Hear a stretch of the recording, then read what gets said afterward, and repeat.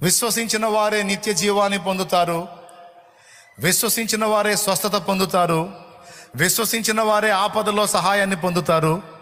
విశ్వసించిన వారే శరీరేచ్ఛల మీద జయము పొందుతారు. విశ్వసించిన వారే లోకం మీద జయం పొందుతారు. విశ్వసించిన వారే శత్రువు మీద జయం పొందుతారు. ఆ మిగిలిన 3 దేవుడే చేయాలని విశ్వాసం ఉంచావు, చేస్తాడని విశ్వాసం ఉంచావు. ఇది కూడా దేవుడే చేయాలని అప్పజెప్పు, చేస్తాడని విశ్వాసం ఉంచు.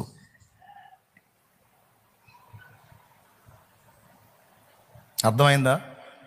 ఇంకా చెప్పాలంటే చేస్తాడు అని కాదు, అసలు అయిపోయిందని విశ్వాసం ఉంచు.